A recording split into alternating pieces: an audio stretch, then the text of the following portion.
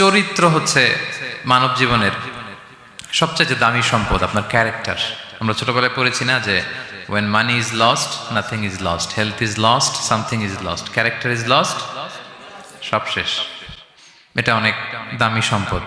So এই moral standard বা আপনার এথিক্স, এটাতে কোনো কম্প্রোমাইজ করা যাবে না। চরিত্র শেষ তো সব শেষ।